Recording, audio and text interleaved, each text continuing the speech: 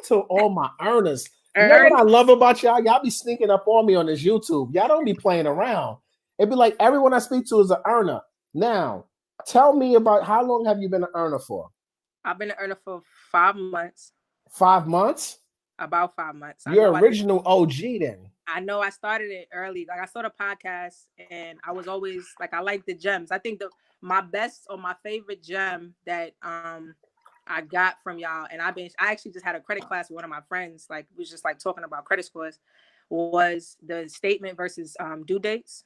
And that kind of trick where you pay off your bill before your statement date, so your due date don't have no balance. Yep.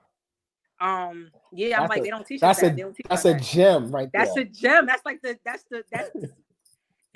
the best gem ever in the world. Like you could keep your credit score at over, like it's incredible. And I don't think people understand that statement balance. Say it louder for the people on YouTube in the back who couldn't hear you. Tell them what that gem was again. Teach them. Rashida, teach them. So pretty much you have a 30-day billing cycle. Every credit card has a 30-day billing cycle. It runs from, say, the 11th of the month to the 12th of the next month or whatever. Your due date is always the following month.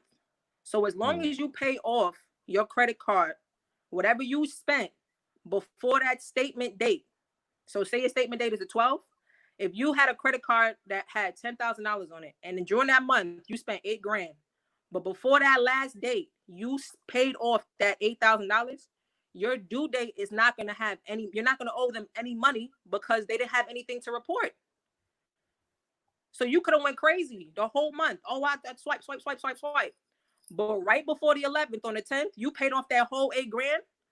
When that Capital One card goes and says they gonna report to Experian, they gonna say, oh well, she didn't use no money because on the 11th the balance was zero. So your due date, you're not gonna owe any money because your balance was zero. You're not gonna pay any interest because your balance was zero. You're not gonna pay any fees because your balance was zero. The biggest gem of my life. Now, how has that gem?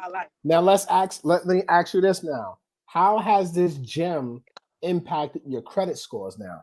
My score, I always had a solid score. What was your scores before and after you learned that? I shot up 35 points. 35 points. So you went from what score to what? I was around 692. Then I shot up to around 727, and I'm hovering around 740 now. Whew. And I haven't dropped because I just play with that date. I don't care about the due date at all. I don't. Like, I pay it attention, but I don't pay it any attention. So I know my due dates are like what? I don't even know. Say the 21st. I look at that card. I have a ringer alarm on my phone around the 19th. If I want to keep that card on the 5%, I pay off whatever. So that card's at 5% on the 19th. So when my statement comes in, I owe what, $50? I'm not, or I owe nothing or whatever. But it's that statement date.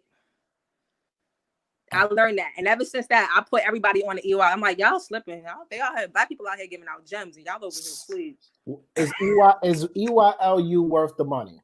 It's worth the money. It's worth it. They have everybody on